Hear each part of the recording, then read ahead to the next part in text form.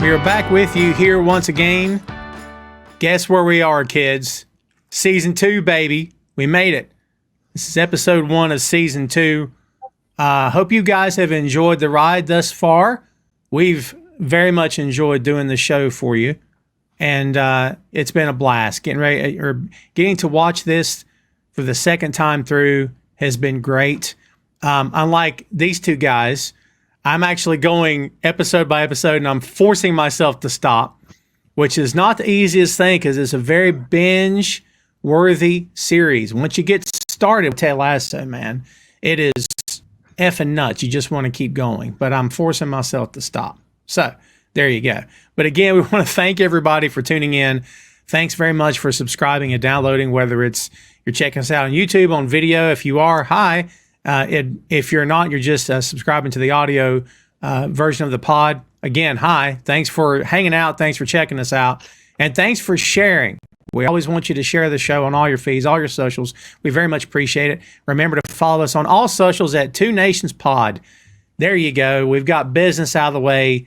Let's get to the meat of the show here. I'm joined as always by Joe Higgens and Jay Luft. Boys, here we are, season 2, episode 1. I'm as pumped can be. Joe, let's start with you. What do you think about this? Like at the end of season 1, when you first watched this, what did you expect? What were you hoping for going into season 2? It's one of those, because the end of season 2, it ends on quite a high.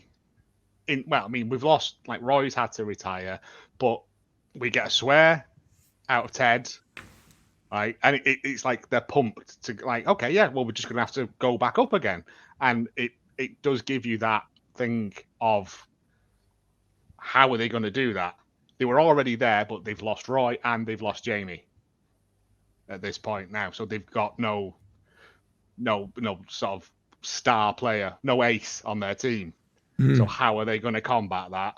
I also like the fact that we get that nice little recap package on Apple as well of just the beats of that first season. Not all the stuff that you need to know, but if you've forgotten, like I have, it's all there for you to go, oh yeah, right, that's where this is going. But it's exciting to see now how they're going to claw their way back up into the Premiership without Roy, without Jamie. But everyone's on board now. Everyone's on the same page. There's no more trying to destroy the team. Everyone wants to win. How that works, I don't know. Will it work? We'll have to find out. They did a really good job in that opening scene, though, of kind of like illustrating who were now the star players. Like they were talking about Sam stepping up and kind of filling the void of Roy and obviously Dani Rojas, the other ace. Yes. But yeah, it definitely felt like a really good sort of like jumping off point the way it was set up as well. Like a couple of games in, they're already struggling. Ted just wanted to tie, and now he's got 8 of them. Which is one more will be a record for the most ties, which is tied also. It was Southampton and Swansea. Yeah, that's real world. So 9 is the record. Real world, is that true? I have no idea. I couldn't tell you. I didn't do the research I don't know. on that. I'll Google it right now. It feels like it probably is. They tend to do their research pretty well on stuff like that. But also, I think it's just a throwaway gag for the commentary team of what is he says, like, I'm right brain dominant or whatever. So I think it's just a throwaway joke. Nice. Yeah, season 1 was... Season 1 is a thing to behold. It's like a... Where did that come from sort of show for me? Like, I can't believe it's this good. I can't believe it's this deep. I can't believe it's this emotional. Looking back on it now, of course it is, and you're used to it. But at the time, during the first pass of it, I'm like, yeah, this is effing phenomenal. And then, the progress, as we said in season 1, kids, the progress that Ted makes, not only with the team, but with people around him, and dominoes fall. You know what I mean? Trent Krim is the first domino to fall. Roy Kent's the second domino to fall. You could say maybe the team as a whole possibly is the third domino to fall, with exceptions, of course. And then we get the ultimate domino in Rebecca in the end. I mean, going into season 2, there's still some dominoes left to fall, as we know. For sure. I've just done the Google. They were so close. Oh, go on. They got the teams right, but it Go was on. actually 8 consecutive draws. Ah, So they were already Right. tied. yeah. Okay. Nice. But yeah, But it was Southampton and Swansea. that first season is very much like a bolt from the blue. I only Yeah. started watching it after the end of the second season because someone was like, "Watch this, you'll love it." So I literally did them all in like 3 days. Same. And that first season is just like, "What is this? This is great." And then it gives you everything you need to know. It builds all the foundations and the base up, and the second season just sprinkles more on top of it while maintaining that level of what is this? Because it's a program essentially about a football team, but not. It's about the interactions of everyone involved, and the football is kind of secondary to that. And I think that's why I like it so much as well, because I'm not a sports guy. Oh, well, same. But thanks to these two guys, full disclosure, I'm now watching football. You're watching Football is life. Yeah, you are more than me. Yeah. I am every Saturday the Premier League, so there's a free bit of promotion for those guys. Yeah, and you know what? Going into season 2 as well, season 2 of any show, you gotta follow up your first hit. You gotta follow up your first film. Like, is this band for real? Let's check out the second album. So I mean, you got to bring it in season 2, and my God, this show just got better and better. And fast forward for a bit, you know how many people are complaining about season 3? And I'm like, this is why we can't have nice things. It's because people are dumb as hell. Let's be honest. Yep. Complain about season 3 from start to finish. I'm like, what is wrong with people, man? This is amazing television we're getting. Oh, yeah. I mean, you look at stuff like first season of Lost. Brilliant. I was fully on board with it. Second season, it's just people sitting about. This is boring. Never watched it after that. Might have got better, might not have done. I don't know. Don't care. Right. Walking Dead, first season, brilliant. Second season, a lot of people sitting about.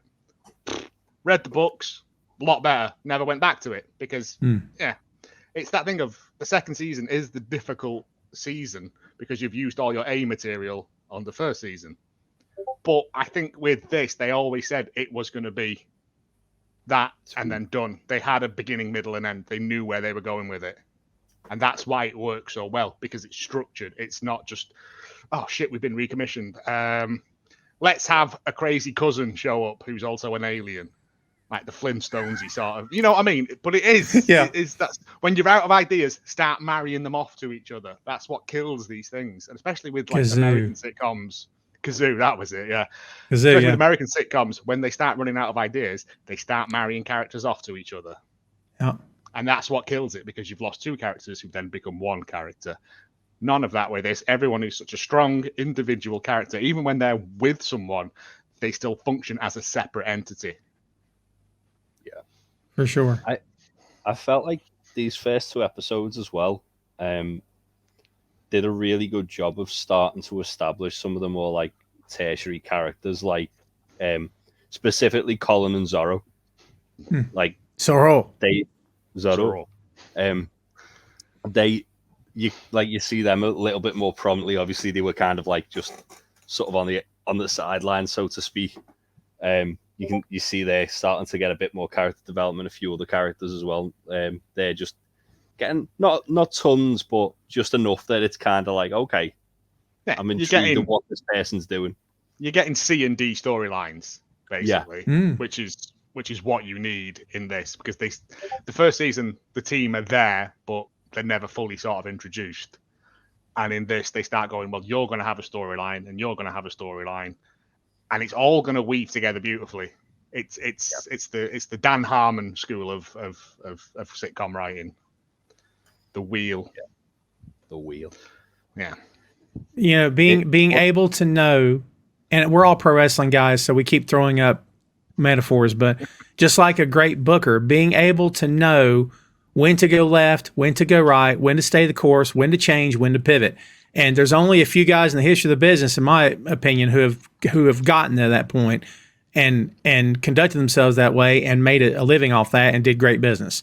So just like with a series, being able to know okay, we can't go there yet. We're going here first. And man, it worked. For me, it worked with this show, Jay, from start to finish. Yeah, absolutely. One thing that is interesting as well with you saying, obviously, about the sort of difficult second album analogy. It's interesting that obviously, like, they're in the championship now. They're in the second division. They've got to bounce back up to the heights they were at. I imagine that was done by design. Yeah. Because it's always good to add a little bit of a redemption arc in the middle, isn't it? Sure. But yeah, I felt like this really got off to a strong start from where it left off. Yeah, it's the fall, rise, and then ultimate completion of the thing. That's your arc. Yeah. And it's again, I say this for everyone, but it is like a great episode as well. We get a lot of Roy in this. We get a lot of Roy development throughout this season, actually. Anytime. But also, we're introduced to a new character who features prominently throughout it, and we get possibly one of my favorite moments in this of Dani Rojas. Dani Rojas. Well, let's go ahead and get to it because I'm anxious to do it. Let's get to that moment. Let's get to everything that's awesome about this show.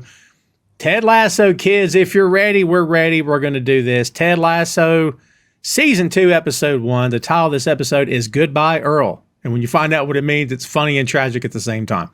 Original air date, July 23rd, and that's 2021. Directed by Declan Lowney. Story by Brendan Hunt. Hello, Coach Beard himself. 12 episodes in Season 1 versus 10. I'm sorry, in Season 2 versus 10 from Season 1.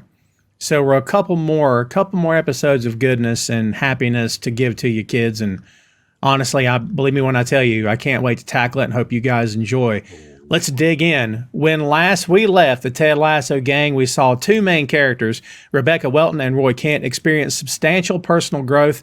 And we also saw the rise of Nate Shelley in his new role with the team, as well as the departure of Jamie Tart, who showed only glimpses of evolution as a player and as a man. But all of this was made possible by the man himself, the unlikely new head coach of AFC Richmond, who struggled with the loss of his marriage and the challenges of leading a team in a city whose people and former owner do not want him there. So we open with a close-up of Nate, a bit of foreshadowing perhaps, gentlemen, a tight close-up. Yeah. As AF, isn't that something no wasted movement. Yeah. As AFC Richmond and Nottingham Forest are tied at 2-2, Sam passes to Dani, who gets a penalty. Richmond started the season with 7 straight ties. And listen, can we take a moment to appreciate that a first-year coach who's barely ever even seen English football played, much less coached it, has tied 7 games in a row? I mean, from your stance as longtime football guys, Jay, you especially, would you not be impressed by that as someone who'd never even coached the game before? I would be. Also, I think with the way football is nowadays, he'd be kind of having the fans calling for his head a little bit at this point. When the drawing, it's not too bad. When you start like racking up losses, obviously, but the fact that he'd be just kind of like middling in the table at that point, he might even be lower down, and they're a team that are expected to bounce back up. He'd probably have a lot of pressure on him in the real world. He'd probably be leading the sack race, as they call it. It's all about winning. That's fair. See, to me, I was thinking, man, if you've never coached it before. Yeah. A guy of his experience level, for sure. Like, he's doing a fantastic job. We see the commentators back from Season 1. This is Arlo Wyatt and Chris Powell, both playing themselves here. They are the voice of the show, the narrators of the show, perhaps in some odd way. Nate asks if it's okay if he prays, and Ted says yes, but to which God and in what language? So right out the gate, we get a Ted doing his Ted stuff, which is great. Stuff. Yeah. Beard says, goes, cross your fingers. Yep. Cross your fingers, make a wish. Ted says, there you go. There you go. And they all do it. They're all stood They all do it. Dani is taking the penalty kick, and we see Earl Greyhound, the team's mascot, eyeing a bird. And we know where this is going. Dani says, "Football is life." And Earl breaks free, and it's all in slow motion. He's headed straight for the bird. The ball strikes the dog, and Nate hits the signature. Oh, my God. And he tells Ted and Beard that he promises it's not what I wish for. Not what I wished for. Yeah. I was like, it's a surreal wish if it was, Nate, isn't it? I know, right? Oh, it was only when I rewatched this, I was like, Earl Greyhound. That's pretty funny. Yeah. That had me not laughing. bad. Yeah, I was like, yeah, it's just, again, a dumb throwaway joke, but it's there. Yeah. Yeah. And right, question. Would that not be retaken? It would be retaken, yeah. Yeah, I thought as much, just due to like. To be honest, if a bird had gone on the pitch, they would have probably like scared it off shoot before it he off took the anyway. penalty. Yeah. And also, they wouldn't have had a fella holding the dog at like pitch side. Yeah, it's not Sunday League, is it? Yeah. No, not at that level. There is a precedent for it where a game got stopped once because a cat ran onto the pitch. And it got stopped for like 6 minutes while they were trying to get this like cat off the pitch. No one could like get it to leave the pitch. Though, yeah, doing that pat thing with their hands. Yeah. It's happened over here too. It's hilarious when it happens because the crowd doesn't help because they're cheering the animal on. They're clapping for it and stuff. It's great. Rebecca and Higgins are walking down. They kind of like burst through the double doors and they're walking down the hall. And she's worried that the crowd will hate them for what happened to the dog. He says a perk of playing in a lower division is that they're not on TV as much. She says, "What about the internet?" He goes, "Oh, right, the goddamn internet." Leslie's forgotten entirely about the internet as a thing. He's forgotten. And we start off season 2 with the owner and her director of football operations or whatever he's called. They're now like this, guys. Yeah, this is how on the same page. Remember how we kicked off season 1 and she's immediately in a foul mood and she's talking down to him and she doesn't want him there and she's upset and what a turn. Now they feel like equals. Yes. They're on the same page. They both want the club to succeed. Higgins has always wanted the club to succeed. And now Rebecca is like, yeah, I want to make it succeed, so rub it in Rupert's face that even without him, I can succeed. That is more hurtful than making them fail. For sure. Absolutely. If you think about it. But it is nice that all the way through this, especially in this episode as well, the fact that they are okay with each other. Like, they've buried that hatchet after the Beard Jazz double bass incident. Like, and they're just mates now. They're back to what they used to be before all of that first season horribleness happened. And it's lovely because we get to see Higgins do Higgins stuff without like being cowering kind of all the time out of fear of Rebecca. We get this like kind of joyful, beautiful version of him. It's true. It's Higgins great. Is like low key, like the best character in the first 2 episodes, just by being like a bumbling English dad. Yeah. Well, there's a whole other show, right? That's a remake of My Three Sons right there. Boy, would that be a fun remake. I'd be here for it.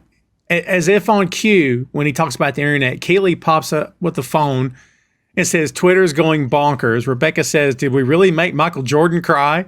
Which is great. Keely says, she says, "You showed it to Ted?" She says, "Ted told her, now don't you fret, Boba Fett." And says he's got it covered, which makes them go, "Oh God!" Like they just look at each other like, "Oh no!" Yeah, Ted's not going to read the statement that they prepared. Ted's going to go out and do Ted stuff. Yeah. Yes, he's going to go off script. We go to the press room, and Marcus Adebayo, played by Marcus Onalude, not much of a difference there. From the Independent, he's asking Ted about the game and about the team's efforts. Ted puts over Sam, who's filling the Roy Kent void. Marcus asks how many more matches can end in a draw before he hits the panic button. Ted says there's 2 buttons he doesn't like to hit, panic and snooze. So there you go. It's not an answer, though. It's just like... It's a non-answer. It's a fun answer, right? Little bit of foreshadowing there maybe as well. Oh, yeah. With the whole panic, but... Oh, I like that. Yeah. Ted calls on Trent Krim next, played by the great James Lance. Thank you very much. Who insists on fully introducing himself every single time. Yeah, but never every gets time old. he does, we get like because every time now he goes Trent Krim, and everyone else goes the Independent. It's like there's these great call and response things that happen all the way through it. It's just again one of those fun running jokes that they have. I love the way he just kind of like rolls his eyes and grins as well.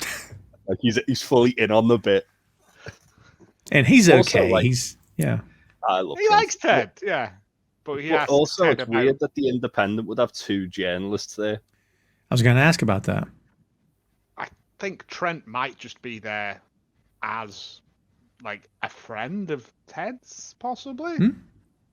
Or this could be setting up stuff for later on down the line. Oh yeah, but it's weird that they had like the two set, because I think Marcus was on a different paper in the first season anyway, wasn't he? Was he? Yeah, I don't know. He was. Either way, but it'd be weird that they'd have more than one journalist on the paper. Usually, they just have like an allocated journalist like going to each team sort of press thing. Especially for a championship team as well. Yeah. He asked Ted, Trent asked Ted for comments on the dog that Dani killed. Ted responds with, Trent Krim bringing the heat. And then suddenly, out the gate, we get this huge story. They're like, I don't know if I was prepared for this in the first 4 minutes of season 2, episode 1. And you almost kind of wait for a funny anecdote, and there's not one. Like, there isn't. It's the story about how he, when he was 3, was attacked by a dog, and it turns out it was his next door neighbor's dog. His next door neighbor's wife died, and he stopped looking after the dog. So like Ted looked after the dog, and then the dog became his, and then he had to have the dog put down due to old age. And it ends with like it's one of these really good things that it does is like out of just this weird story that comes out of nowhere about Ted being frightened of dogs and learning to cope with his fear, we get it's funny to think about the things in your life that can make you cry just knowing that they existed can then become the things that make you cry knowing that they're gone. I think those things come into our lives to help us get from one place to a better one, and that last line should just be called the Ted Lasso effect. Yeah. Because that's literally what Ted has done when he was in his college team and thinking he isn't there for a long time, but he's there to make everyone the best version of themselves. And oh, go on. I say it's just quite an oddly poignant thing to say about a dead dog. But it's also the exact way the fans react towards Ted. So they were crying that he was there, and then eventually they'll end up crying that he's leaving. And it's the same as his marriage, and it's there's all these similarities that are very nicely woven into Dani Rojas kicking a dog to death. Heck of a way to sum it up there. No, you're right. We're doing some serious onion peeling right now. You know what? You know what that leads to? Tears. So everybody brace yourselves. So, yeah, it's what and you know, there's always a point to show the reporters when moments like this happens, and they're giving these very thoughtful looks into Ted. And I'm like, if he didn't have the press by the end of season 1, he's got him now, I'll bet. Because, you know, the press, for as much as they're vultures or can be or whatever, which, you know, shout out to journalists out there who are actually making an effort to you know, do their jobs. But not just put tweets in your article and call that a day. Yeah. Thank you. Well said. But yeah, they know BS. They know when they're being played, and Ted's the real deal. You know what I mean? So I said, do you not think it's the fact that Ted treats them like people? Thank you. And no one has ever done that to them because they're scum. Like, and so it's like, oh yeah, we'll cut Ted some slack. This isn't really an answer, but also he's showing us that a sort of vulnerability about himself here. Mm-hmm. And then Trent asks about Dani. Well, I haven't spoken to him, but I'm sure he's doing fine. And then we get this amazing moment. Cristo Fernandez, by the way, the great Dani Rojas. We see it's another tight close up of Dani in the shower, and he's praying and crossing himself, and he keeps doing it, and the water's coming down over his head.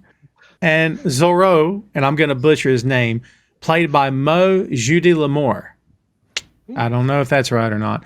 Along with Beard, Nate, Ted, and Colin, played by Billy Harris. Zorro says that Dani's been like that for almost 20 minutes.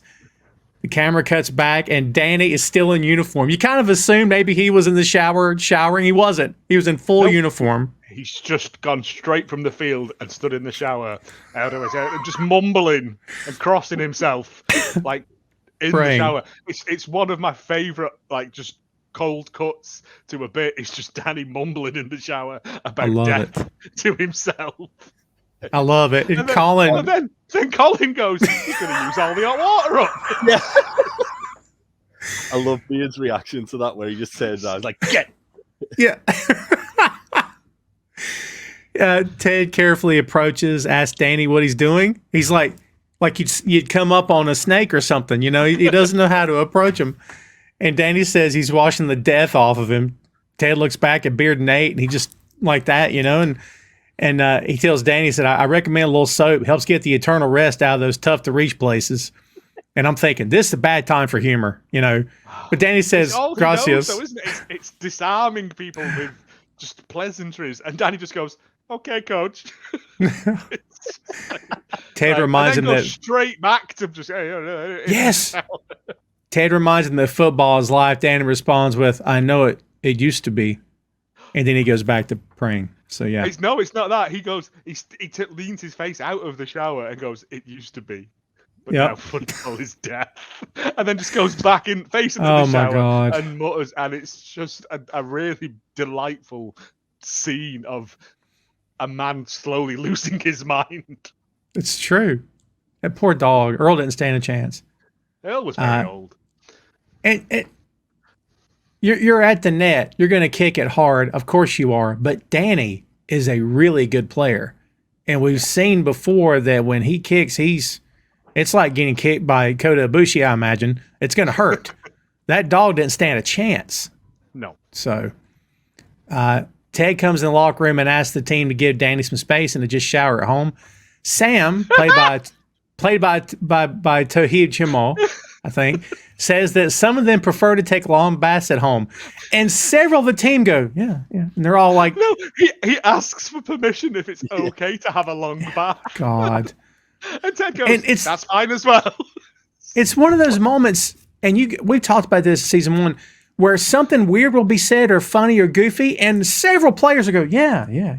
Like they're all on the same page. Oh, my God. I think it like resonates. Find that football players are kind of a bit thick.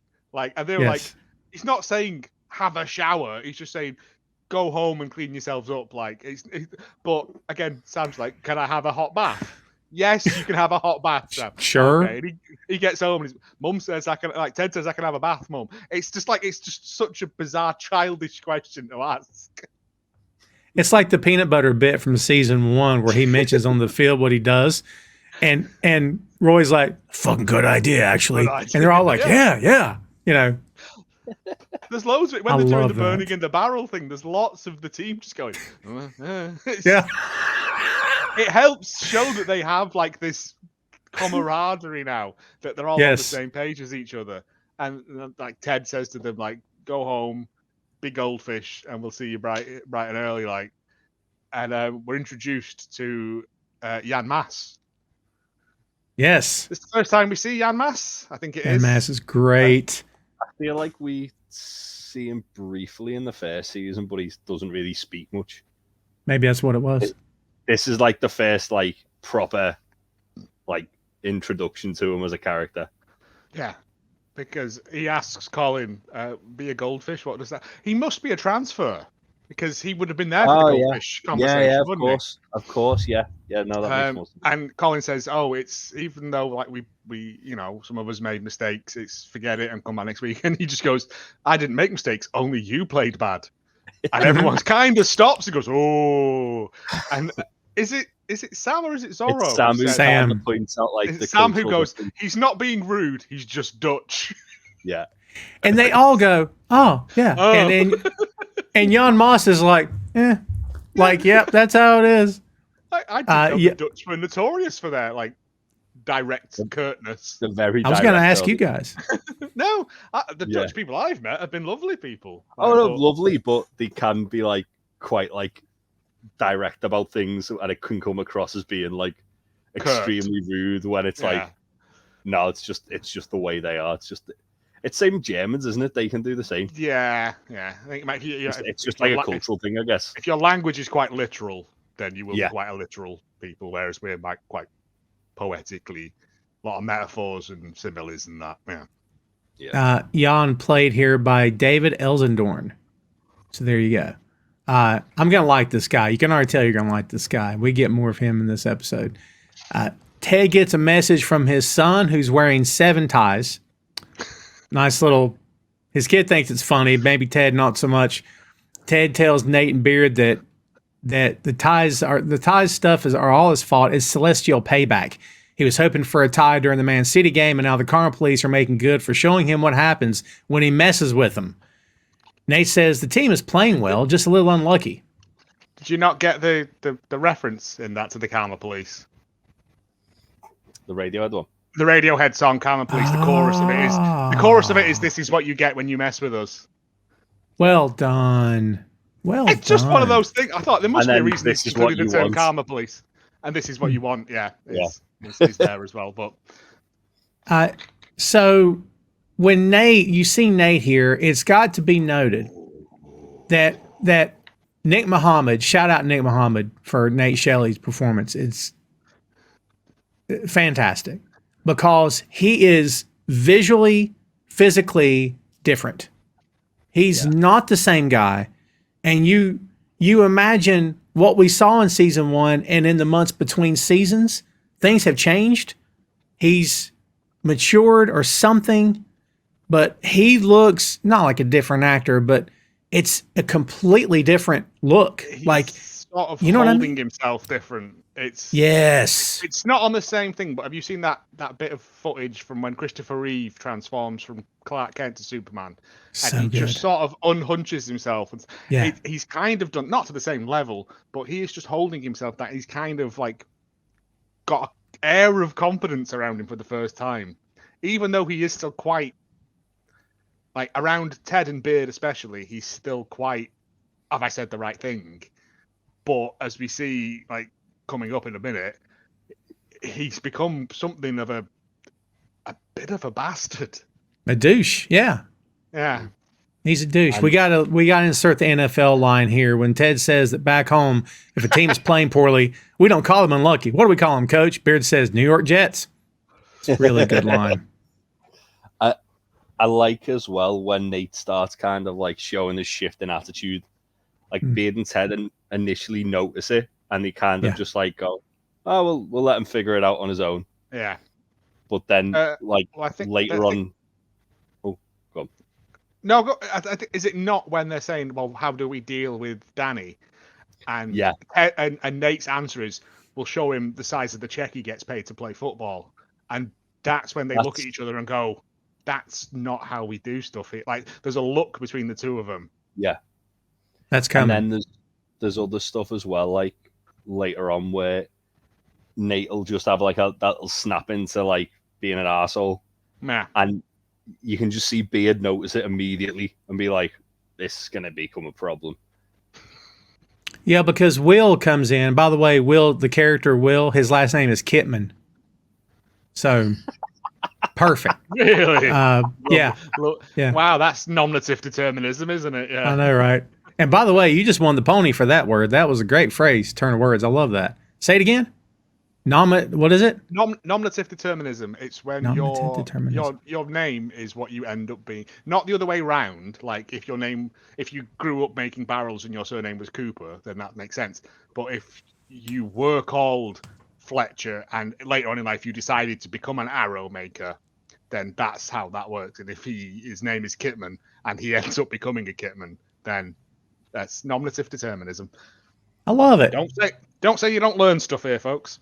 Hey, I'm telling you, we feed you educational. We're feeding you. I'm telling you, it's good for your mind, your soul.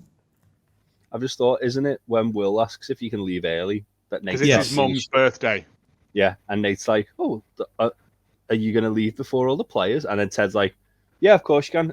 Tell your mum we all said happy birthday." And then they just kind of look at Nate. He says, "No." He says, "What position does your mum play?"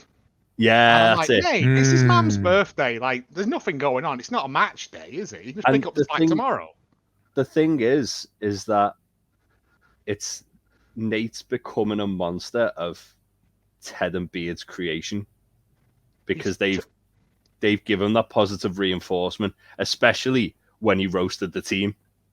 Yes. So in his head, he's thinking, well, this is how I'm going to get in the good books if I'm just a shit to everybody.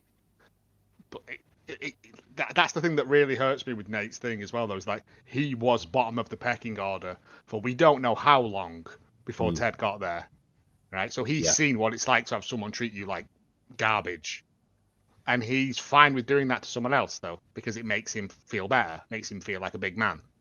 Yeah, and it's not how Ted and Beard work. Bully, isn't it? Yeah. It's bullying mentality, but it is that thing of like it's a very. And it's just these subtle looks between Ted and Beard are like, oh, Christ. Yeah. I mean, it's bullying a freshman when you're a senior. And I'm like, you used to be a freshman. You're no better than anybody else. You just been here longer. It doesn't mean anything. Yeah. Existence is the easiest thing to do. Yeah. It's not hard to live. So, I know where this is going to go. And kids, if you're watching the show for the first time, we'll try not to spoil it for you. But things don't get great from here with Nate. But I hate it. And you got to have conflict. Without conflict, there's no story. So I understand. Characters, conflict, and resolution. We got the characters. And we need conflict, and we need resolution. But I still hate to see it. Credit to Nick Mohammed as an actor. Like, yes, the journey he goes on in the season.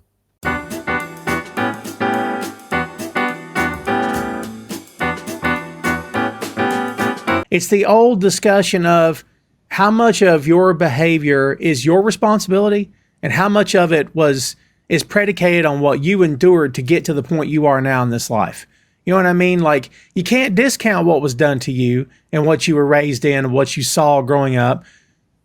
But at what point does that line blur and you're like, I have to be a man and I have to not make bad decisions? Like, I don't know. It's just a fictional show, but this is what's in my head. So. No, but it's that breaking. I mean, not in this instance, but it's that breaking of generational boundaries. Like, I don't want to be like my father. Yeah. I want to be able to like talk to my children like they're real people and hug them and tell them that I love them, and stuff like that. Not my dad, but like it's that thing of like it's every generation becomes further away from what the generation before was because old people are horrible. Well, we'll end this segment by wrapping up and saying that Joe's father is evidently a terror. So we'll move on to the. Just kidding. I'm kidding. I liked it. At least they brought it back home at the end of this because Nate looks at the guys and they see what's happening, right? And he says, "You have to stay on them. Pressure makes pearls."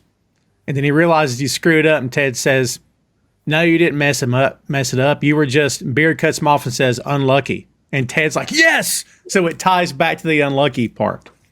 Well, that's the thing as well. Like, Nate, it is almost like at this point, Nate's just trying to impress. Like, it's like he's trying to show his assertiveness to Ted and Beard. And impress them. You now. Yeah. And, like, that's the thing. When he messes up the line, he goes back to, like, sheepish Nate. He goes, "Oh, God, shit, I'm sorry." Yeah. It's as I say, it's the mask's starting to slip with Nate, and I don't think even he realizes it yet. But Just starting to see like some of his true colours coming out. Yeah. It's true. We go from this to Rebecca in her office with Higgins and Keeley. Higgins gets a text. They just received a giant food delivery from their rivals over at Brentford FC. Higgins says it's Thai food, like he doesn't understand, like Thai food. Oh, I get it. So it's a very quick thing, which is great. Do you notice that Rebecca hands him a cocktail? She's made him a gin and tonic. Like, very good. They're all having just a little I noticed debrief, that. a little powwow, and it's just this nice thing. And Ted comes in. Makes Ted an old fashioned as well, doesn't she? She does. And yeah, they have this thing. Higgins has to leave because he's watching The Empire Strikes Back with his children, and he has to prepare for the conversation about Luke and Leia kissing. Ted says, "Hey, may the force be with you," and Higgins goes, "And also with you," like very straight face. No, but I'm going, that's not the response to "May the force be with you." That's sign of peace in a Catholic church. And great. Also with you. That's what that is. That's great. By the way, when she offered him a drink, she says, "Ted, what do you say? What do you say to a cocktail?" And Ted answers with, "Same thing I'd say to Diane Sawyer if she ever asked me out on a date. Yes, please." Another throwaway line. Again, but just like, he could have just said yes, couldn't he? But he's got to put a little Tedism in front of it. He has to. It's the rules. And then, like, we get this great back and forth about Earl. Earl's owner says the dog is doing okay, and Rebecca tells him that he's looking at the very new, very generous, very guilt-ridden benefactor of Richmond's largest dog shelter, Barkingham Palace. Ted, it's great. It's a good name. It's a good name. They lost dead. Earl. Earl's dead. Yeah. Yeah, Earl's no longer with us. Yeah. They do a little toast to Earl as well, don't they? They do. They toast Earl, which is great. Rebecca gets a text, and her and Keeley are excited. They're speaking in riddles to each other. It's a gentleman suitor that she's speaking to. They decide to do a double date, and Ted asks Keeley if Roy came to the game, and she says no. He reminds her that Roy's always got a ticket waiting for him at the will call. He puts it under an alias: Loretta Lynn, Dolly Parton, Shania Twain. And Keeley says it's nothing personal. He's just wrapped up with his new coaching gig. Hard smash cut to Roy berating, berating people. And if you play that next week, you're not going to win the fucking cap, right? And then it just does a wide shot, and he's talking to 9-year-old girls. You play like a bunch of little pricks, except for Cocaruda. Way to put your body on the line out there. And she's like, "You know it, coach." Yeah, she hers all messed up. On her head. Yeah. Oh, it's great. So, Sharon's mum's brought orange slices. Don't eat the peels, you animals. Yeah. Oh, Cocaruda's my hero. She's my favorite character now. Wish she got in a bigger role. Roy tells them that, about the orange slices, Miss Leanne Bowen, played by Ruth Bradley, who tells Roy that they're 8-year-old little girls. You can't call them little pricks, even when they're acting like little pricks. And Keeley's there, and they offers to get them hot chocolate. I love, again, a mimicking of how we open the show. We get a tight close-up. This is 3 now. Nate, Dani, and now Roy, the tight close-up of him. And he's doing his Roy stuff, and you're like, and then the camera pans back, and it's the kids' team. It's freaking great, man. I love this stuff so much. It's a good joke. Yeah. It is. Really good joke. Roy, Keeley, and Phoebe are on a bench, and Roy swears. Phoebe takes out takes note that he owes her £1. He says, "Put it on my tab," and she immediately takes out a notebook. And they're talking about the double date, which he reluctantly agrees to. Phoebe's happy that she got a red card for elbowing a girl in her neck. I've never been more proud of you. It's great. Keely's trying to get him to do something else besides hanging out with the yoga moms who know nothing about him, which is key. Yeah. That's why he's hanging out with them. We got that story in season 1. Mm-hmm. He says, "No, I love it." And she says, Sky Sports called again, and he doesn't want to do it, but his retirement press conference got 15 million views. So we start hearing about this retirement press conference. We haven't seen it yet, but we're going to see it. But his response of your what is it? Your way of making me want to do something is by reminding me how embarrassing I was. Yeah. And she's like, yeah. Yeah. You're She trying gets to get it. me to do something again by humiliating me again.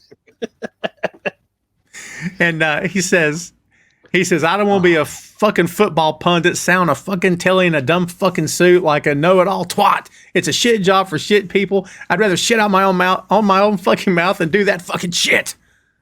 I love the way he's like just taking like tally notes. Yeah, it's just like. But then Keely goes, "What's he on now? £1,236. That's impressive." Remember that number, kid, that's coming back. Yeah, I clocked that. Love it. Love it. Danny's up for a penalty kick in a game, and it's a cartoon dog, which is wonderful. Is proper Who Framed Roger Rabbit nonsense, this, isn't it? It is. Yeah. He kicks the ball. It's the same two commentary guys. And he has to get it past this adorable keeper. It's just a cartoon dog. I'm glad you got that. I didn't get that down. That's good. He kicks the ball. The dog is holding a sign saying, "This is going to hurt." It's like, I love that. It's like a Wile E. Coyote. He's holding the sign in a cartoon. We see Danny get splattered in the face with blood, which is very gruesome. It's quite graphic, for a comedy show. Yeah. And he sits up in bed and yells, "Football is death," at the camera. And we have to recognize that he's not in bed alone. Like Two ladies. He's Got two wives. Danny's a player. Dude. Hey, I don't think he's married to him, Jay. No. I think he was just like, "I am sad," and they were like, "I'll make you feel better, Danny." And they did temporarily. Well, they did. It worked for a little while. I imagine. I'm assuming there was some doggy action. Stop it. Oh, boo. I've always got to lower the tone. I know. It's a family show. What are you thinking? Well, that might be. This isn't. It is one of those things, because when it happened, and I was like, what is happening here? And then it's just a wake up screaming. I was like, oh, okay. I think that's the only time we ever do like dream traversal, despite the fact that Ted and Beard are very into like dream talking about their dreams. Yeah, and like being friends with each other in dreams and stuff. It's the first time, I think it's the first and only time we ever see someone in a dream mode, which is just again a weird aside, but yes, okay, I'll take it. It's not like Bouncer's dream in Neighbours, like, you know what I mean? That's not real. And that's a reference for nobody. I knew the reference. And I love that somebody at the table when they're working on the script for this episode said, "We should put two women in the bed with Danny." And the other one goes, "I like that idea." I reckon it was like 5, 1. We'll compromise at 2. We'll go to sure 2. He's sad. I'm sure he makes a reference in the first season to wanting 2 wives. He does, yeah, actually. Yeah. That's why I said his wives, because I was like, well done. I'm almost certain he made a reference to it. I totally forgot about that. I'm going to be honest with you. And then it becomes like a running joke throughout the show every now and again that they just have Danny with 2 wives. Totally forgot about that. In Rebecca's office, Ted comes in to see her, and he knows that he hasn't seen someone that disappointed to see him since he wore a red baseball cap to a Planned Parenthood fundraiser, which is a great line. I love how they take lines at the former, doofus in chief of this great country of mine over here, and I'm here for it. So, yeah, whenever they can take shots, I say take them. I'm just saying. Oh, but it's that good thing of American jokes, British jokes. Just put them all in there in a big melting pot, and some will land, some won't, but they're all good. Yeah. I feel like certain episodes feel more Americanized and some feel more British. Yes. As well. I agree. That's not a bad thing. No, not in a bad way. I think it's actually really well done in the way that it kind of like balances out the show. Blends the two together very well. This one felt like more of an Americanized episode. And then, like, for example, the darts one in the first season feels quite like probably the most British like sitcom, or the For the Children. Yes, For the Children Like, is a British sitcom episode because it's location shot and Again, it's just the subtle differences between American sitcoms and British sitcoms. Nobody wants to hear my diatribe about this. They do really good, like a really good balancing act though with it, is what I mean. And you're dead on. I've read things about the show where they have acknowledged that in interviews and whatnot. Jason Sudeikis and Brendan Hunt both, I believe, have acknowledged in interviews that it was, we're going to throw this in and throw this in, and maybe this wouldn't necessarily happen in the game, but we're going to throw it in, and maybe this joke would never land with a team in England from an American perspective, but we're going to have it land here. So yeah, no, I get it. It's you're 100%. But like you said, it serves both audiences, just as this podcast serves both audiences. Hey, I brought it back. See what I did there? Rebecca apologizes, and she says she was just hoping it was that he was Keeley, and he says that's okay. I wish I was Keeley like 3 or 4 times a day. It's a great line. You kidding me? Yep. He says he offers to stand in and says that. So she starts dishing about the guy on the phone that they've been going back and forth over. Says the guy's name is John, and Ted says Stamos. Another great Ted misreading the entire situation entirely. Stamos. Sorry. Right. And he's just like, so I remember girl talk sometimes just means girl listen. Yeah. He's surprised that girl talk is basically girls can just be blabbing away about stuff and nothing really has to change and no one has to solve anything. She's like, yeah. And I'm like, that's different for sure. For sure. Is it? We just spent like 30 minutes before we started recording this chatting about nonsense and nothing's been resolved. Like, it's just conversation, isn't it? Girl talk is just conversation about things that women can't talk to men about. I'm assuming men have other things, spanners, having to get up 4 times in the night to go for a slash, stuff like that. It's There's so much about that sentence that no one within a mile of me would know anything you just said. I got it. But I don't know if anybody else would. I know the spanner reference from Danger Mouse. There's a callback for you. Huge Danger Mouse fan. I'm sorry. I'm just saying. So, I love it. You're 100% right. Back on the pitch, Ted runs up and apologizes for being late. He says, I was helping the boss pick out nail polish color, and he showed him his nails. And he's like, I like this one's good, but I like them all. Yeah. And both Beard and Nate are like, Beard says we've got a problem. And Nate, never being one to over-dramatize things, we've got a Shakespearean effing tragedy. Yes. And it cuts to Dani taking a penalty or a free kick, and he skies the ball. Like, it's not even near. And they're like, yeah. Jan Mass says, wow, we're watching the end of someone's career. Sam says, not now, Jan. Not now, Jan. Oh, Ted tells Dani that he suffered an unlikely and tragic coincidence, not unlike those seen in Thomas Anderson's 1999 opus Magnolia. Then we have to go off on a 90-second banter about Tom Cruise's hair. Because Dani goes, is that the one where he's got a tiny little ponytail? And yes. And Ted goes, no, I think you're thinking about The Last Samurai. And Beard, who's always walking behind Ted, like 10 paces behind him, goes, you had a tiny little ponytail in Magnolia too. And it's a nothing bit, but it shows that shared brain that Ted and Beard have, but also that even though they're trying to help Dani, they're still prepared to have a conversation about Tom Cruise's tiny little ponytail. It doesn't help anyone.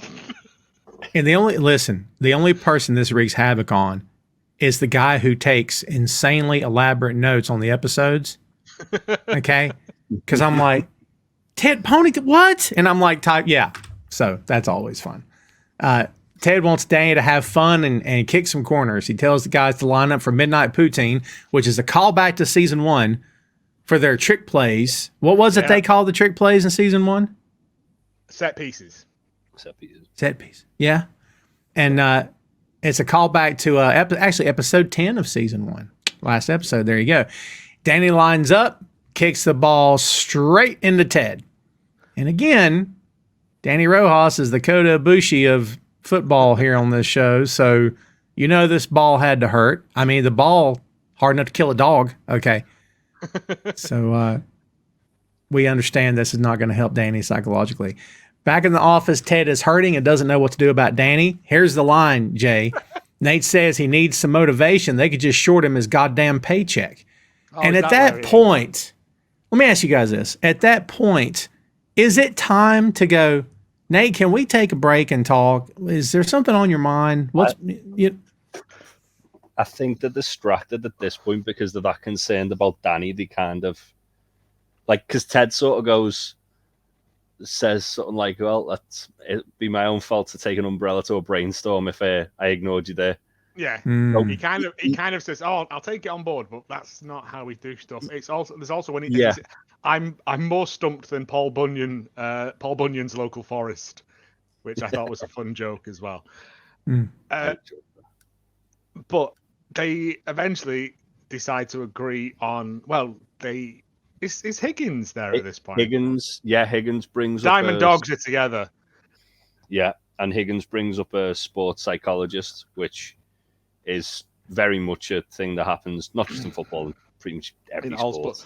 Well, Beard says, "Well, I think we know what it is, don't we?" And Ted goes, "Well, you talk about Willis," and he's written on the board the yips. No. And Nate goes, "The yips," and they're like, it's like saying Macbeth if you're an actor or soccer if you're an English footballer. I love the fact as well, like throughout this episode, whenever anyone mentions it, Ted and Beard are just like, the second time they say it, Beard gets up and slams the door shut, so like the change room doesn't hear it, and I'm like, I don't think they care. But yeah, it's basically is when a sportsman can't perform the basic functions of their sport, and it does happen. It's more prevalent in. I know it's quite a big thing with darts players, the yips apparently, because it's. I've seen it in baseball. I've seen it in baseball over here for sure. Football. Yeah, but it happens. And so they agree to like get a sports psychologist in. Yeah. Which that's an interesting conversation all by itself, but we'll get there. It's interesting. Ted's reaction to it immediately, which Beard picks up on, is just straight up apprehension. Like he's like, oh yeah, well I suppose if you think it'll help, maybe it's a good idea. Yeah. It's very subtle. But yeah, he does kind of like immediately address it to Beard when they like, because it cuts to the pub, doesn't it? We'll go to the double date. Yeah. Well, Ted says, "Yeah, let's do it," doesn't he? Let's get one in. What's the worst that can happen, sort of thing. Right. Is it the double date? This double date. Yes. Painful. It took me ages to work out who this guy was. And he is David Brent's boss from the UK office. Right. Yep. And you'll recognise them. It took me so long, and then I was like, "That's who he is." Yeah. Patrick Ballady. And I knew I thought he was a bellend. He plays a very good. he plays a very good, just not horrible, just boring smarmy person. Prick. Yeah, tacky. Telling this long story about trying to beat up Martin Short over a lost wallet or something. And every story he has is about him getting into a fight. Him nearly getting into a fight. Yeah. But it's great because like Rebecca's going, "Oh, really?" And Roy's just like necking his drink and passing it to a waiter, going, "Can I have another one?" Every time they come past, like I'll need two at one point for this, and I love that Roy immediately sees through his bullshit as well. Oh, mate. Yeah. The bit after this is like when I go, Roy's a lot more deep than we give him credit for. But again, we find out that he goes, well, I'm telling this story and I'm sat here with, he's here, he's there, he's everywhere, Roy Kent. And Roy's just like, football fan then. And he's like, what team do you support? Oh, I flip between United and City. And even I, as a non-sports person, you can't jump between teams. Well, even if your team's rubbish. I flip between United and City depending on who's doing better. Best. Yeah. And it's like, that's like two local rivals. Like, you can't do that. You can't do that. I know that. You could have like an international team maybe or something. I'm not sure that's legal. No, I think that's grounds for a weekend in the stocks. Yeah, it's like having a meeting at lunchtime. He's a sap. We've got friendlier words to describe him besides douchebag. He's a sap. Yeah. He's tacky. He's creepy. Like, it's his nature. It's who he is. You're right about who he was. Patrick Baladi. And the character's name is John Wingsnight, which is great. I love that joke actually Ted says. I love the name. Where he's like, oh, wings night. Oh, yeah, like when they're serving chicken wings at happy hour. Yeah. I love the name because it kind of sounds not distinguished, but it sounds proper, I guess. Wings night. To me, in my ears, it sounds. But then you see the guy and you're like, this guy's a clown, man. He's terrible. Yeah. He's nobody you want to date for sure. I love like the more kind of social Roy's having to be as well. He's just like, yeah, can I have another one, please? Yeah. But he grabs the waiter at the end. He's like, I'm going to need 2. Yeah. And he's not shy about telling him because he says he's into coaching and he says West London under 9 girls. And he doesn't shy away from that at all. And he mentions, Wingsnight mentions his, Roy's retirement speech. There's the second mention of Roy's retirement speech. He says, the first time that my father forwarded me an email in the last 5 years, it wasn't about the scourge of immigration. And I'm thinking, was that his dad's perspective or is that your perspective? That was his dad's perspective. I'm assuming he is one of those people that is rich, is like a not a Nepo baby, but he's rich because his father's rich. He hasn't actually done anything to warrant that money. He's just maintained it. But these people seem to think that they're better than other people because they have money, even though they've not earned it themselves, sort of thing. It's a whole thing. You have it in America, we have it here. It's horrible, and they're the worst people. And like Roy sees through it because Roy is from working class roots. Roy is still essentially working class because he gets his watch nicked regularly. Well, over here we call a person like that. Go ahead, Jay. I just said he doesn't need a watch and a phone. Yeah, that's right. Go on, what do they call him? Over here, we call a person like that who's entitled and looks down on people and is a horrible person. A guy like that can get elected president in this country. Hey, I'm just saying. Hey, there we go. It is. Hey. No, he is one of those. He's just like kind of narcissistic and not self-aware of how bad he's doing in that conversation as well. Because you can see that like no one's really listening during that story he's telling, that anecdote he's telling. Everyone's just sort of like, oh, let's get through this and then we can go home. And very true. And like the end of the meal, and he's like, oh, I'll see you again for lunch next week. And it's interesting, isn't it? Because he gives her a kiss, and like Rebecca's really reluctant about it. She kind of flinches when he kisses her. But also, he asks her if she wants to go back with him, and she's like, oh well, I'm going with Roy and Keeley. I've got an early start in the morning, Yeah, and it's almost like they're here out, so she doesn't have to go back with them. Which is why she brought them. Yeah. And very true. There's that great scene where like she asks Keeley what he thinks. This and is Keeley's brilliant. like, oh, he seems really nice. And Roy's just getting angrier and angrier. Keeley goes, he's a really good match. He's age appropriate, financially appropriate. He's not shy. And Rebecca goes like, yeah, I like that about him. And then Roy goes, fucking hell. Like, tell the truth. And he goes, tell the truth. He's fine. A lot of people are fine. But it's not about him. It's about you. How the fuck do you think he deserves you? You deserve someone who makes you feel like you've been struck by lightning. Don't you dare settle for fine. And I'm like, where has this come from, Roy? I love. And Roy wraps it up. But Roy's right. Yeah. Mm-hmm.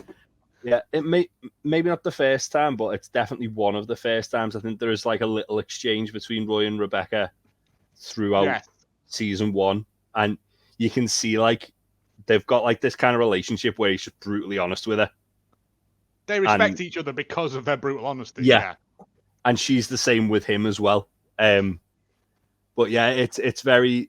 This is kind of like the sort of first like big moment of their friendship, I'd say. But it is just one of those. It's just like you deserve someone who makes you feel like you've been struck by lightning. Don't you dare settle for fine.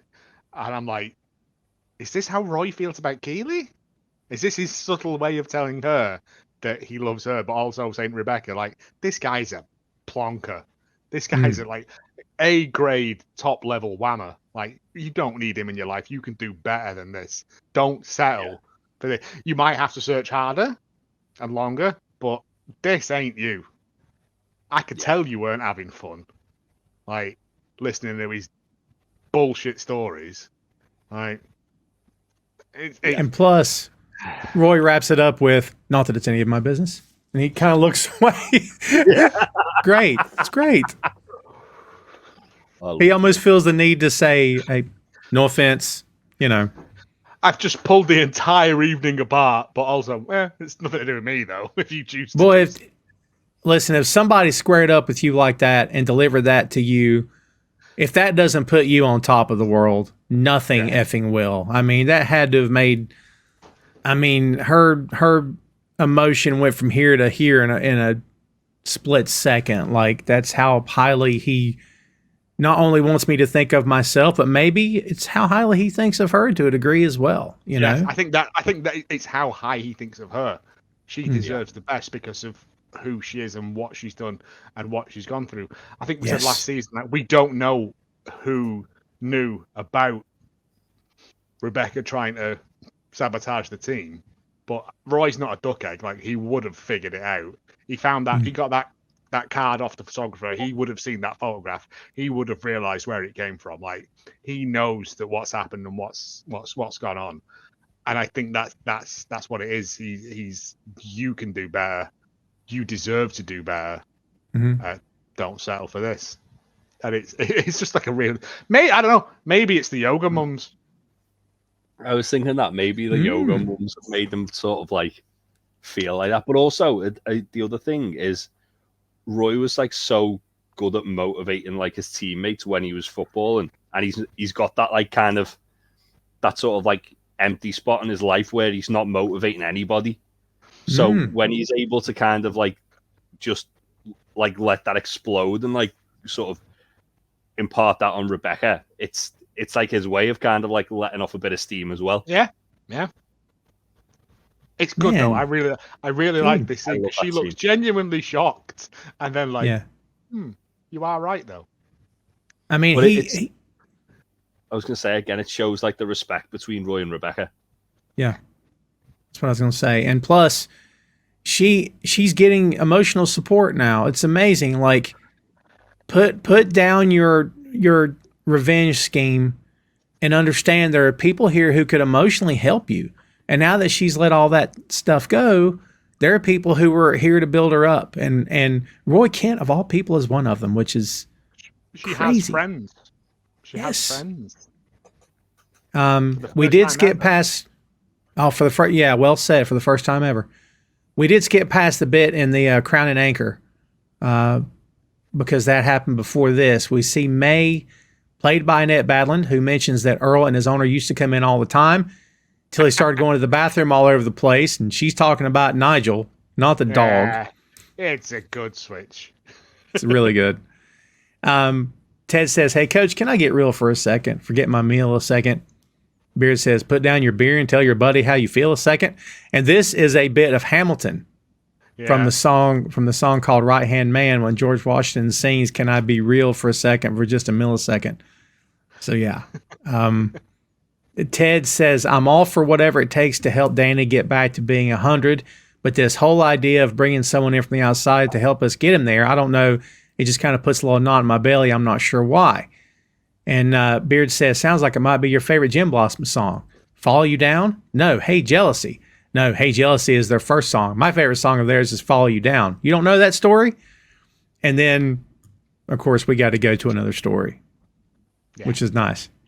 Coach Beard says, do you remember what you said when I got dumped by that cruise ship dancer and swore I would never date another dancer again? Ted says, can I have your tap shoes? And Coach Beard says, all people are different people. Ted goes, I said that? That's pretty good. And Ted says, you went out with another dancer, though? And Beard goes, many. Too many. Too many. Great. Well, I like the fact that Ted doesn't even remember half the stuff he says. He just throws out this spiritual wisdom willy-nilly. It's like reactionary. Like a geezer of wisdom. Yes. And he doesn't remember the stuff he said. Because people are different people isn't incredibly profound or anything, but it stuck with Beard. Yeah. It's just what Ted does, isn't it? It doesn't mean much until you break it down and you go, oh, it's kind of deep. Yeah. We go to Earl's memorial. I was going to say there is an interesting line in that as well, where Ted mentions about how going through the therapy sessions with not Rebecca, Michelle, kind of made him uneasy. I thought it was going to be a way to solve our problems, but it just basically became me sitting there hearing about what I've done wrong, or words to that effect is what he says. So it turns out the marriage guidance thing they went through wasn't helpful at all. Bit more foreshadowing there as well. Yes. Yeah, well done. Well done. Yeah. Again, no wasted movement, kids. Foreshadowing everywhere. We get a little bit of Earl's memorial outside and a little dog pees on it, which is very fitting. It's very British. Yeah. Very fitting, amount of flowers you see tied the lamppost where people have been killed in car accidents that are just covered in piss. It happens here too. I'll tell you a trend that happens over here is that people go get decals made and put on the back of their truck. It's the truth. R.I.P. Grandpa. Not the driving crooner. No, in loving memory, Grandma. And I'm like, who are you putting that in there for? The guy that's driving behind you? Yeah, but it's the thing of it's the people that put on Facebook and Twitter. It's happy birthday, Granddad. You've been dead 37 years. But I'm like, who is this for? He hasn't got Twitter in heaven or hell. You know what my favorite post is? Happy birthday to my grandpa in heaven. Happy heavenly birthday. And I'm thinking, you need a hobby. You need to watch TV, go for a walk, get a dog. That thing where you burn wood into shapes and stuff. Get into that. That seems like an easy pickup.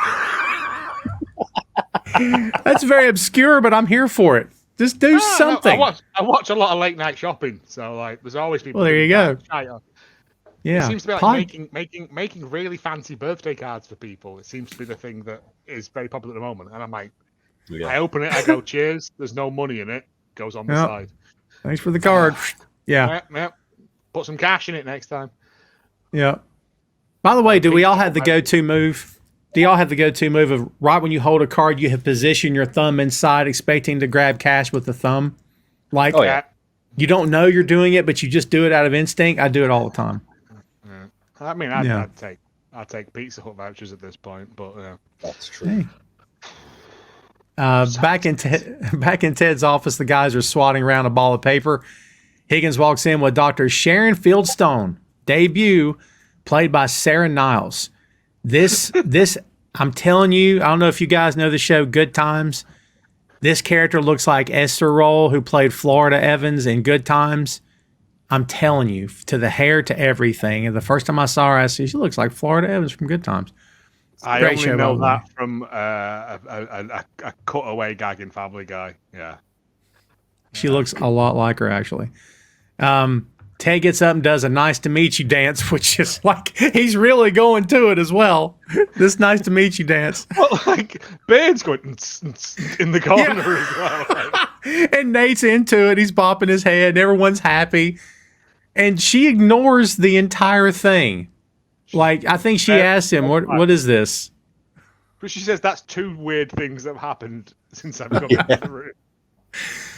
Oh, Like proper ER about it. Like there's no joy in her. It's again, that's though, true. like that's kind of like the way Rebecca was in the first season when like Ted and Beard have got their own little world that they're in, and they're bringing it into and everyone else is kind of like getting sucked into that. Yeah, and so she's like an outsider coming in. So what seems really normal to them, she's like, what the fuck's going on here? Why are these guys? am I in a football club or a school? Also, Ted refers to her as Doc, and she goes, "Oh, yeah." That pays off later as well. No, but Ted's like, "Oh, sorry." He immediately apologizes because, like, okay, fair enough. I was just trying to do a bit, but yeah. The bit of the yips like, comes up, isn't he? After that, like as soon as she puts him in his place, he's like sat straight, and he's like, yeah. It's a real person. Yeah, it's an outside person, and he has to pretend to be a professional. Not that he isn't, but you know what I mean. Yeah, you're right. This is his inner circle in the office with him right now. Here comes an outsider, and he has to. Yeah, no, I get it. She calls him on that later. Yeah. Let's don't forget that she calls him on that, which is interesting. She got him figured out already. So they do the bit about the yips, and they don't want to say it. And she's like, this. She's not approving of this at all. She says the yips are not a superstition; they're a mental condition. And Ted asks if she can help them with Dani. She says, Coach Lasso, are you good at your job? He looks around for a second. She goes, don't worry about them. Are you good at your job? And he says, yes. And she goes, well, if you're as good as you are at your job, I'm twice as good as at mine. And it gets real quiet for a second. And the guys go with their, suddenly they go, well, we're lucky to have you here. They all kind of read the room and they realize this chick ain't playing. She's serious. No, she's proper. She's a proper human and not a weird caricature of a man-child. Yeah. It is that weird thing though, is that they all immediately go, oh, okay, well, thank you, doctor. And she sort of, but then but again, it's this little bit at the end as they were batting that paper ball around. What's your record? Yeah. And they respond with, was it 1,200? It's exactly the same number that Keeley had. And on the not Keeley. Field. Yeah, on the thing. It's just, again, just one of those weird little lovely idiosyncratic things and that happen in. It's great because the doc, it seems to last forever. She goes, impressive. And then walks out. And I'm like, she actually meant that. That wasn't her being coy. But it took forever to get the line out. And I'm like, I think I'm going to like this character. It's pretty cool. Because she was processing it and going, that is quite a long time to smack a ball of paper between two people. And Beard brings it home and he goes, she seems fun. She seems fun. Oh, that's great. Where shall I set up? And Higgins goes, you can have my office. Because they kind of look around and there is that like room off to the side, isn't there? Mm-hmm. But Nate seems to work out that. But there's a lot of space in there for Nate. But Higgins offers his office up. And then does it then hard cut to them going, she goes, are you doing this out of kindness or like, should I have this room? He goes, a bit of both. It's just like, he's so eager to please, isn't he, Higgins? Yeah, he is. Ted brings Dani in and she asks Dani, says, how do you feel? And he says, like a murderer. Like a murderer. Oh, man. Well, like Ted says, oh, do you want me to like stay and like introduce you and stuff? And she goes, no. And kind of not forcefully, but like ushers him out the door. And then but again, like, it's the whole like, are you good at your job? I'm twice as good at mine. Yeah. And then straight away she starts speaking to him in Spanish and it's like, she isn't fucking around. Ted walks through the door And before the door shuts, she starts talking to him, and Ted goes, huh? And turns around for a split second. Because Great. Ted's never tried to speak to him in Spanish. Ted's never tried to learn. And is that twice as good? Yeah. And we get the Sir John Wings night back here again. The stellar chump in the restaurant with Rebecca. And she has like this out of body experience where she no longer is in the same room. I have these every 3 minutes, actually, where you're just not. I do, where you're not in the conversation, you're not in the room, you're somewhere else. I've driven great distances, and yeah. But that's the thing; it's not a conversation; it's him talking at her. Sure, yeah. Oh, that's fair. Yeah. And so you've got time to just look around and realize we've all been there, haven't we? Where we're like talking to someone who we're kind of like not that bothered about talking to, and you just find yourself kind of drifting in and out of the conversation a little bit. You occasionally just come back and you go, yeah. Oh, exactly. Sure. We've all been there. Really? Like, if it seems like a dramatic bit, they never. The rotters. Yeah. Like when you get stuck talking to someone at work or in the pub. Yeah. Like the boring guy in the pub, but he corners you because everyone else has gone for a wee or whatever. Or they've gone outside for a smoke and you're like, I'll have to talk to Derek. Here we go. That happened to me at All In, actually. And he starts telling you about how I had a trial for Chelsea once. Oh, literally, it was that. Like, me and Troy were in this pub in London, and Troy, as you know, Joe, Troy smokes like a fucking chimney. Yeah. Like when he's had the drink, he's like in and out of he's in and out like every 2 minutes. So I was just sat there, and there was like a footy match. I think it was Chelsea and Luton was on, and there was this fella who was just like, oh yeah. I've been brought in because the trains are on strike. I was like, all right, okay. And he was just telling me the story. I was like, where the fuck is Troy? But you do that thing as a British person. You do that thing of going, all right, good. I kept trying intently stare at the screen. Yeah, and then they'll keep going, and you feel obliged due to English politeness to just go, is that so? After a while, when I realized he wasn't going anywhere, I was like, right, I need to find some common ground so I can at least talk to this guy about something. I was like, oh, do you support either of these teams? No, great. You ever been hang gliding? Nah, me neither. I don't know. Do you walk around and wear? Just go to the basics. Do you walk around and wear clothes? Hey, me too. Let's talk about that. I see you have eyes. I also have eyes.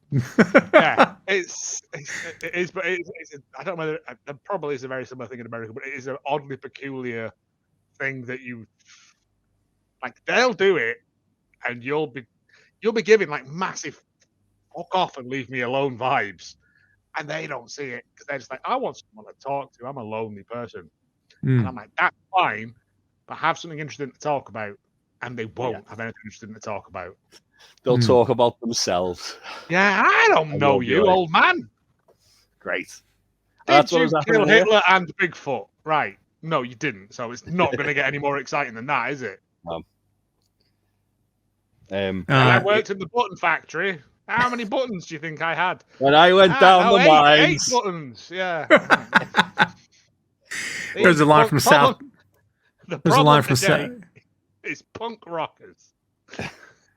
There's a line from South Park just jumped in my head with Officer Bar Brady when she says, do you know who I am? And he says, well, you ain't Fiona Apple. If you ain't Fiona Apple, I don't give a rat's ass who you are. I love that. I don't know why they just popped in my head. Line, though, isn't it? It is. Was nasty.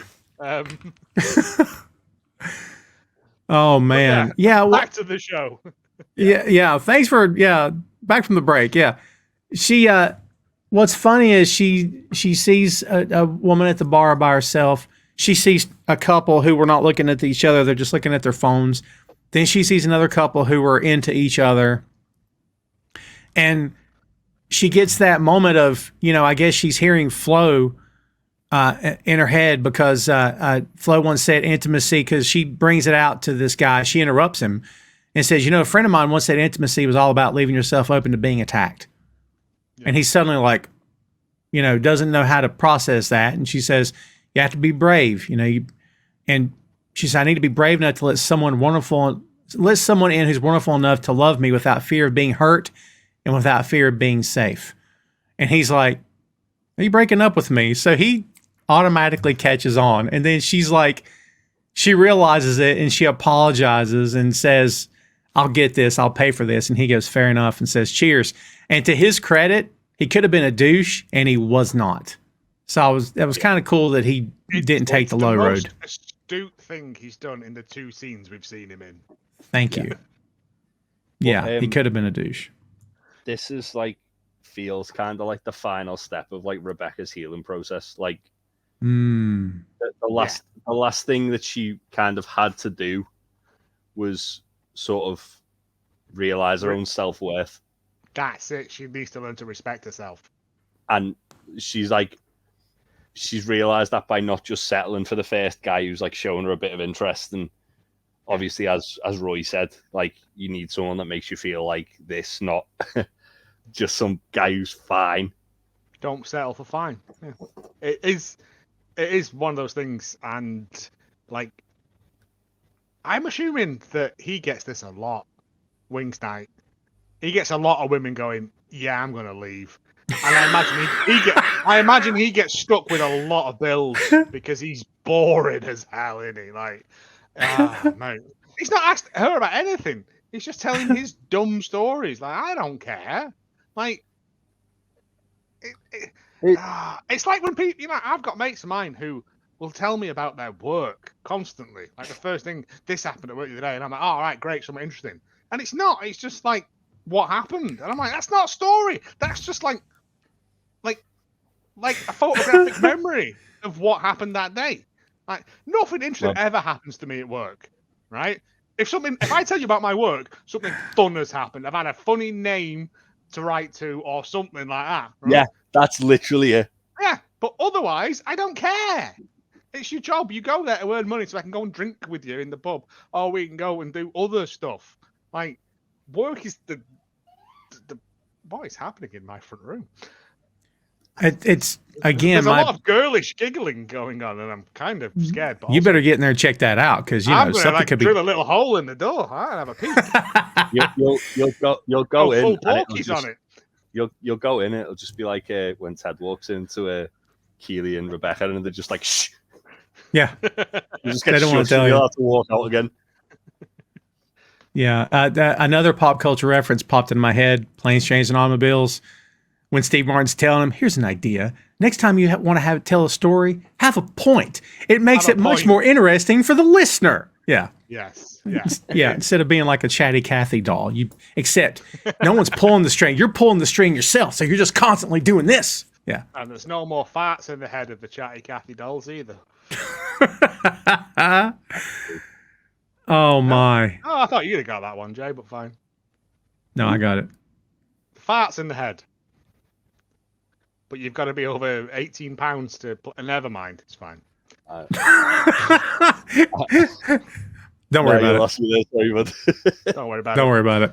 Yep. Back on the pitch, we get the return of Dani Rojas, who's suddenly happy. They're all carefree. Running drills. Yes.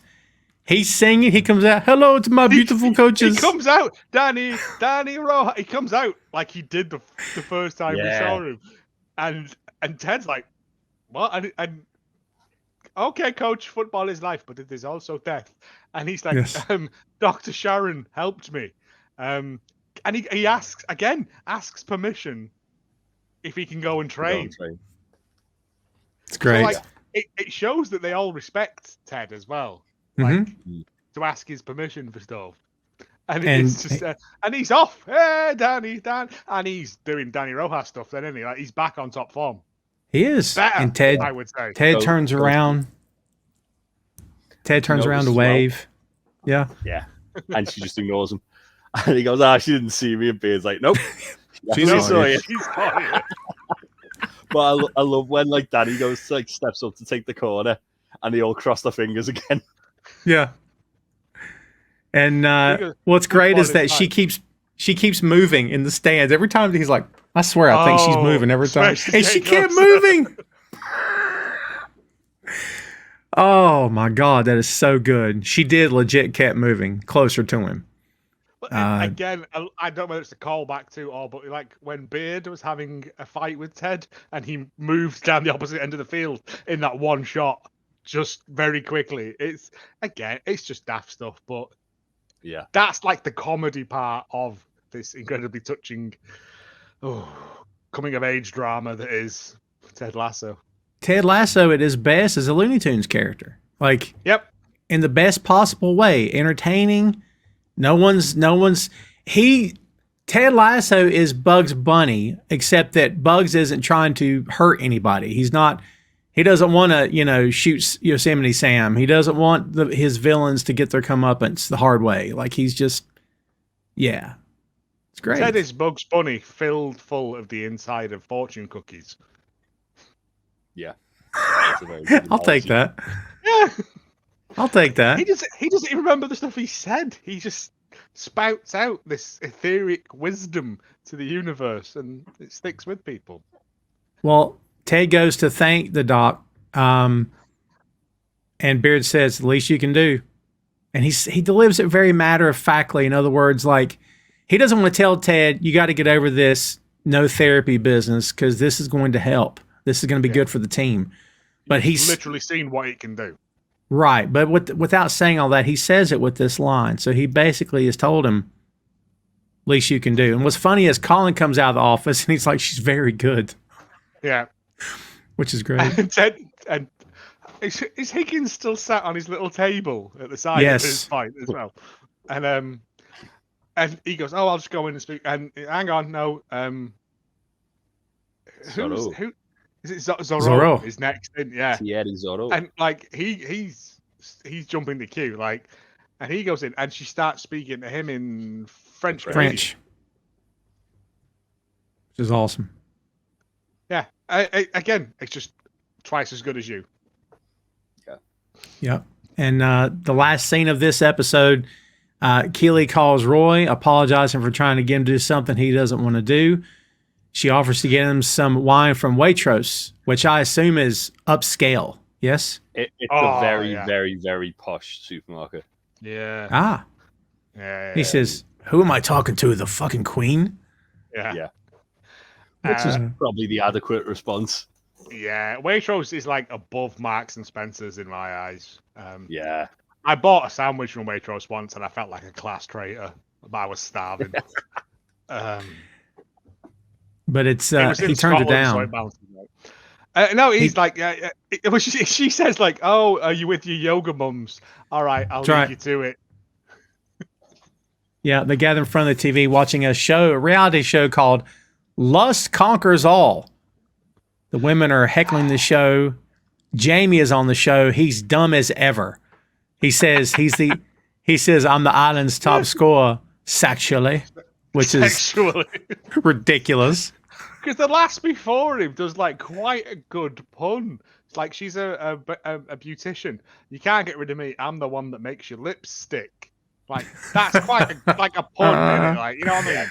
That's great. And Jamie just goes, "I'm good at shagging." It's like he's got no levels to him, has he? There's nothing. It's one note, yeah. There's nothing.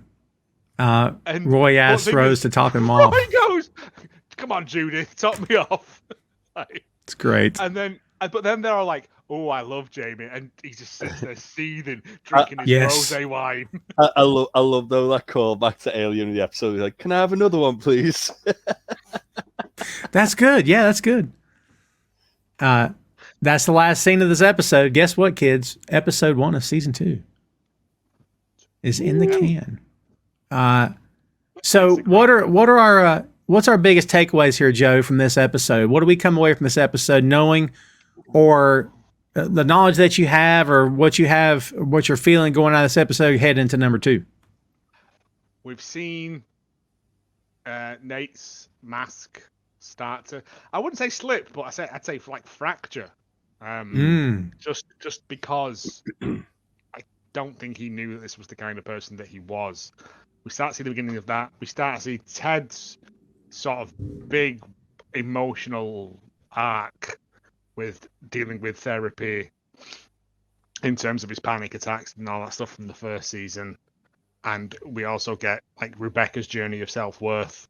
Like, and this is all in the first episode.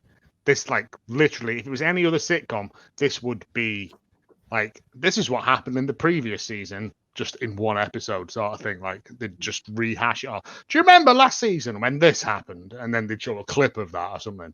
When they're straight out the gate, we're moving on. Again, no wasted movement. Yeah, got a story to get to. What do you think, Jay? Yeah, pretty much what Joe said. The other thing you didn't touch on, which I will, is Roy coming to terms with his retirement and like life after football. Yeah, and I've got to leave you something. Yeah, I know. Thanks, mate. I appreciate it. That I feel like that's like an integral part of this series, is like Roy kind of like finding his own identity after pretty much the only thing that he's not ever known, like, falling away from him. So he's got to find some like meaning somewhere else, and it's not necessarily the most like emotionally complex story line of the whole series, but I think it's a very rewarding one because of like, it's just a fun journey to go on with him. Yeah, I said Roy is the funnest character because he's. I would put Roy as the everyman in this. Roy's like Fonzie at this point. Just angrier and not going to go water skiing over sharks. No. Just think that somebody jumped the shark. That reference comes from Happy Days of all places. Yeah. It's in pop culture in this country. When we say jump the shark, we're all referencing Fonzie on Happy Days. Like, if you haven't seen, they do reference it heavily in the British sitcom 2 Pints of Lager and a Packet of Crisps, when one of the main characters leaves and he won a trip to jet ski over some sharks.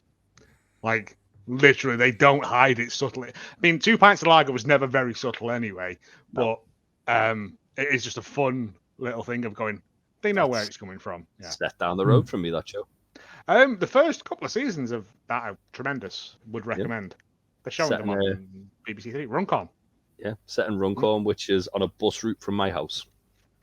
About 45 minutes on the bus. Would not recommend going there. Not very nice place. It's horrible. Yeah. Well, unless you're from Runcorn listening to this, in which case unless you go to watch Infamous Wrestling, then it's quite good. We'll save there because I realised that I'm pretty sure someone who wrestles for that company does listen to this. Oh, dig upwards, Jay. Dig upwards. Up. And for that person listening and or watching and or both, we here at Two Nations tend to get distracted. So like we just kind of ramble about stuff that's not even about the show. Don't take offense to it. No. We had a whole half-hour diatribe a minute ago about what was it? I can't even remember.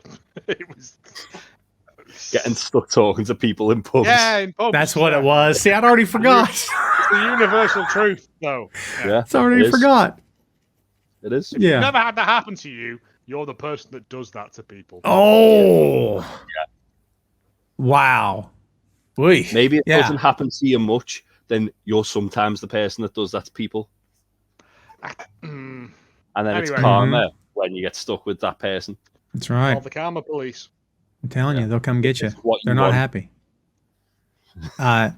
Well, we're taking this home before we spend another 20 minutes on something I'll forget 20 minutes after the fact. That is episode 1 of season 2. Fist pump time. I'm very happy. Not because we see it end. I just love doing this, and I love when we make progress because I love talking about this. So we hope you love listening to it. We hope you've enjoyed the show. As we said at the kickoff, thank you for your support. Please continue to share the show on your social channels. Please follow us on social at Two Nations Pod. We are now on TikTok, actually, at Boink Studios. Boink Studios is the production company from which you will find Two Nations under Ted Lasso Podcast, Tom Clark's Main Event, and Tom Clark's 6M Podcast. So there you go. So go check us out on all your socials. Follow us. We'll follow you back. Like, subscribe, follow the show. We'll appreciate it. And we're going to deliver a lot more. We're just getting started, kids. Episode 2 coming very soon. For Joe and Jay, I'm Tom. We'll see you next time.